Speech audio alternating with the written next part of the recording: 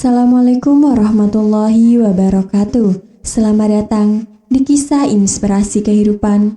Kali ini akan disajikan sebuah kisah inspiratif yang faktanya pun sudah terjadi dan semoga bisa menjadi penguat hati Anda. Suami jatuh cinta pada pembantu. Wanita ini pasrah dicerai lewat SMS. Perselingkuhan selalu menjadi kisah yang terdengar menyedihkan, atau beberapa orang justru tidak ingin mendengarnya. Perselingkuhan kadang menjadi bumbu dalam serial percintaan. Namun, kisah tersebut akan terdengar lebih menyedihkan jika diceritakan secara langsung oleh korbannya. Seperti kisah yang akan Anda baca kali ini. Seorang wanita bernama Abigail Shepard. Dilansir oleh dailymail.co.uk, Abigail membagikan kisah pernikahannya bersama Ben hingga perselingkuhan sang suami dengan pengasuh anak-anak mereka. Kami pertama kali bertemu 20 tahun yang lalu. Saat itu, saya berusia 18 tahun, sedangkan Ben berusia 20 tahun. Dan saat itu ialah yang lebih menginginkan untuk bersama saya. Butuh waktu 3 bulan sebelum akhirnya saya setuju untuk berkencan dengannya. Kecintaan pada musiklah yang mempersatukan kami. Setelah cukup lama berpacaran, 1 tahun kemudian Ben melamar saya. Lalu, 1 tahun berikutnya kami menikah dan kami membeli rumah pertama kami.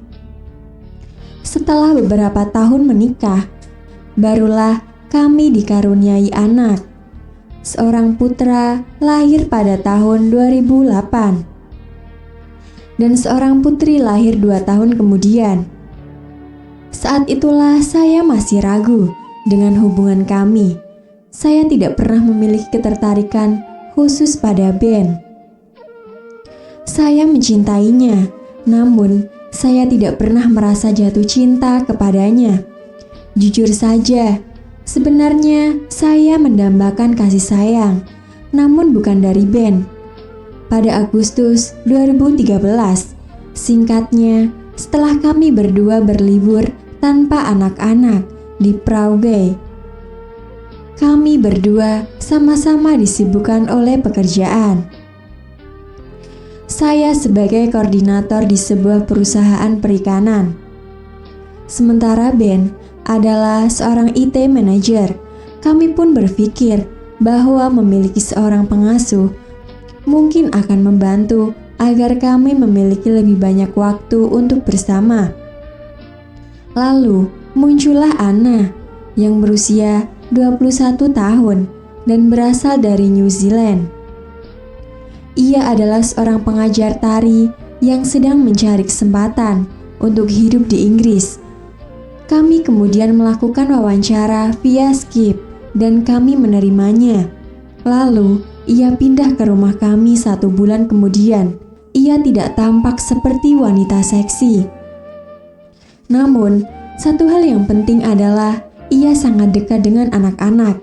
Ia mengajarkan balet pada putri kecil saya dan seringkali mengepang rambutnya sebelum ia pergi ke sekolah. Ia dan Ben memiliki ketertarikan yang sama dalam hal musik dan seringkali pergi bersama untuk menonton pertunjukan musik dengan saya mengizinkannya. Karena kadang saya terlalu lelah untuk menemani Ben. Saya pertama kali menyadari bahwa mereka bukan hanya sekedar teman. Mereka adalah saat kami berlima berlibur bersama ke Belgia Desember lalu, dan saya merasa seperti sayalah yang merupakan orang asing, bukan Anna. Saya menyadari bahwa ada rasa sayang dari cara Ben memandangnya. Saat itu mereka berdua duduk di bagian depan, sedangkan saya di bagian belakang mobil dengan anak-anak tertidur di kedua sisi saya. Saya hanya bisa menangis dalam diam. Ternyata insting saya tepat.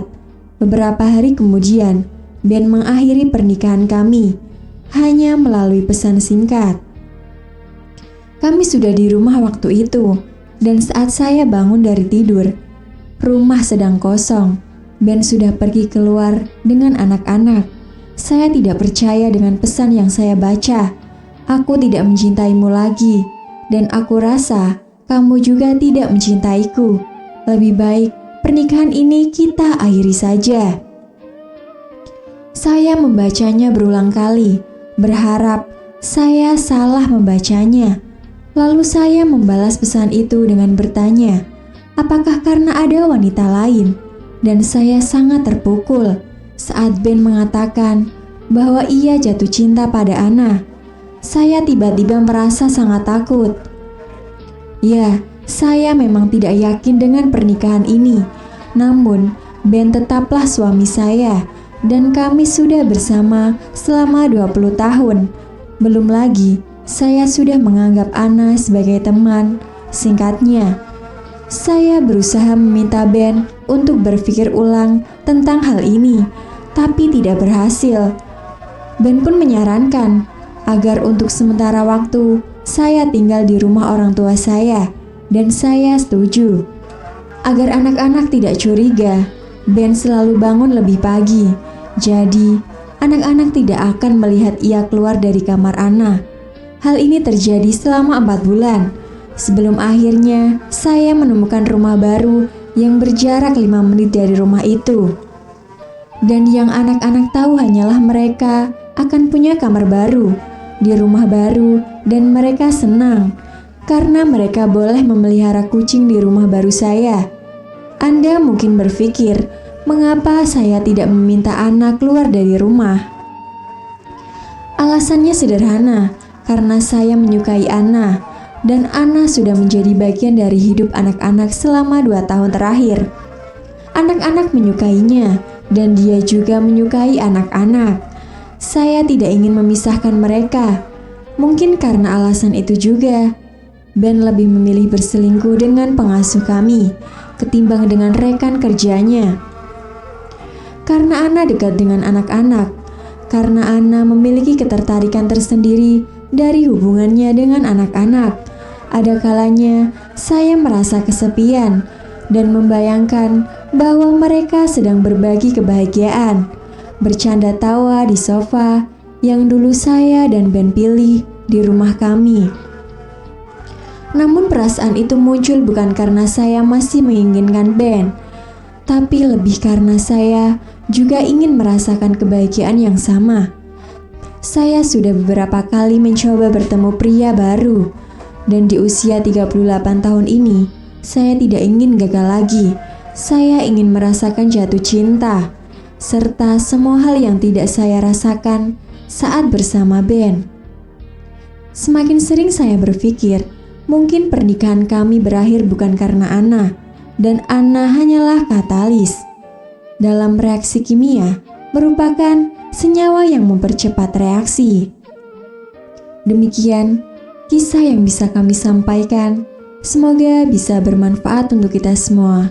Akhirul kalam, lillahi taufiq wal hidayah. Wassalamualaikum warahmatullahi wabarakatuh.